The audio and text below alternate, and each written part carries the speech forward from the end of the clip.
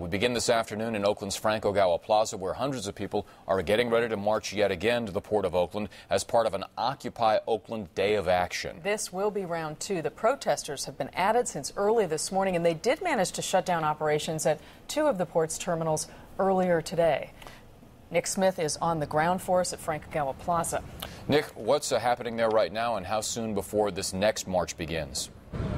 Larry, I think we're only minutes away. What the group has said is that they will meet here at Frank Ogawa Plaza like they are now. Over my shoulder, if you take a look, you can see the crowd has grown to about 300 to 350 people, Larry.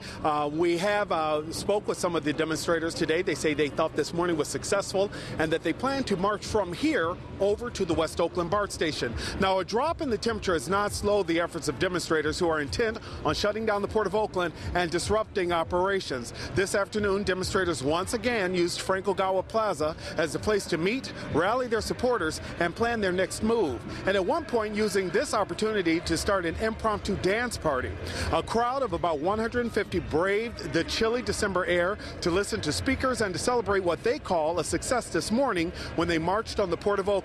Christine Warda is a professor of communication studies at Chabot College. She was part of this morning's march on the port and is participating again this afternoon. She says that she is in it for the long haul.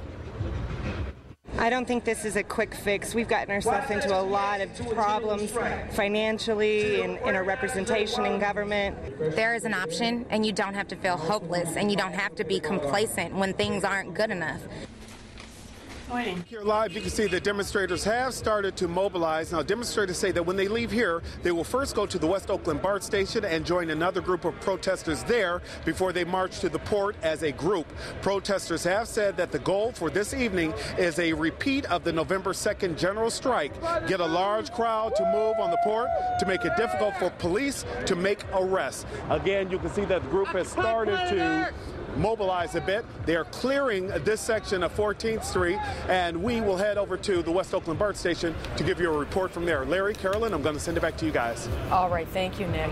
And we want to show you another view from our camera in the crowd. This is at Frank Ogawa Plaza, and our Jonathan Bloom is there with the marchers. He will join them on their way to the port, and we will check in with Jonathan just as soon as things really get moving here. And, of course, we'll continue to check in with him throughout our evening newscasts. Now, Laura Anthony is at the Port of Oakland. Laura, this morning's protest cleared out within a couple of hours. How are they preparing for round two now? Well, Larry, it's been really quiet here. We're at berth 55 and 56. This is Hanjin, the port shipping company here. You can see there's just a couple of Alameda County Sheriff's Deputy cars out front here.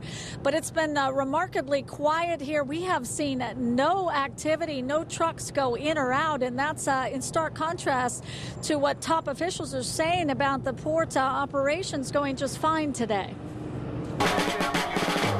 As promised, hundreds of demonstrators marched on the Port of Oakland in the early morning hours, successfully disrupting much of the operations at 7 maritime berths. It's a pretty great turnout. I'm pretty excited about it. Yeah, I think the power of the people is extremely inspirational. At different points in the morning, protesters marched and chanted in circles in front of the gates at several berths. Truckers were forced to line up and wait. For me, it means it's just a day of no pay. I'm just sitting here and wondering what's going to happen. Their union confirms that 150 of the longshoremen who showed up for the day shift this morning were sent home because of safety concerns. The companies asked for about 200 workers to come down to the Port of Oakland today. About 3/4 of them found demonstrators and police and did not feel it was safe to go in. Protesters caused sporadic disruptions throughout the port area. Despite evidence of some serious disruptions, port and city officials insisted the impacts were mostly minor, despite what appeared to be little activity at some of the gates. The port has remained operational throughout the morning. Traffic is now flowing in and out of the port. We will continue to work hard for the afternoon and evening to keep port operations and downtown businesses going with the minimum disruption. We urge demonstrators to continue to respect the rights of the 99% who are working out at the port and downtown and urge them to keep their protests peaceful.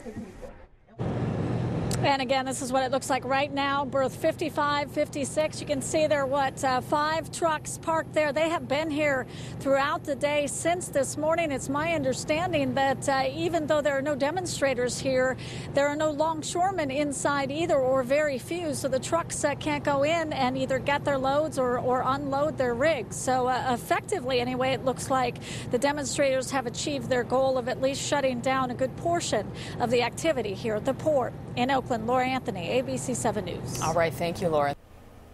Let's go back now to our continuing coverage of the Occupy Oakland March. And this is video from Sky 7 HD. Sorry, it's breaking up a little bit, but live above Frank Ogawa Plaza in Oakland, where hundreds of protesters have just started their march toward the Port of Oakland. Now, ABC 7 reporter Jonathan Bloom is in the midst of all the protesters as they've started their march. Jonathan, what's happening down on the ground right now?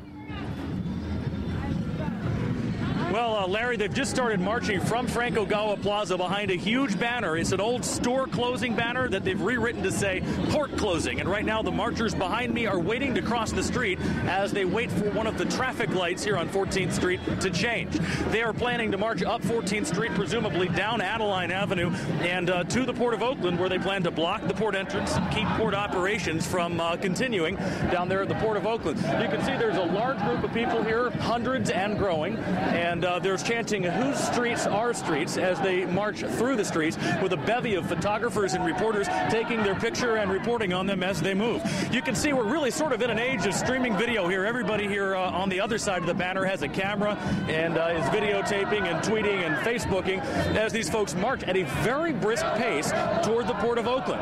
They have a lot more colorful signs than they did the last time. Remember last time there were 10 to 20,000 people who joined the march. Well, these people are very organized now. They have some very nicely printed color signs. We understand that some of those signs are being funded by money from the Teamsters Union, who has expressed an interest in organizing the port truckers, who they say aren't making enough money, although some of the truckers will beg to differ with that statement. But as you can see here, these folks marching very, very quickly, unusually quickly, toward the Port of Oakland here down 14th Street with police and photographers in tow. Jonathan, if you can hear me, what's the police presence like at this point? Because we don't really see a lot of officers in any of the shots that we're looking at. You know, the police have actually taken quite a low profile here. I've seen only a couple of dozen officers, and they've been staying very much on the sides of things, trying not to make themselves so present that it appears confrontational. You can see mainly the people here are protesters, many of them carrying signs, some of them carrying a mobile audio rig there. But the police very much on the sidelines in this protest. They've, at least at the start of this demonstration, made themselves pretty much invisible, except for the presence of a few uniformed officers and a couple of supervisors standing on the curbside watching. All right, Jonathan, we'll check back with you in just a few minutes. Jonathan Bloom reporting live in the midst of the Occupy Oakland March.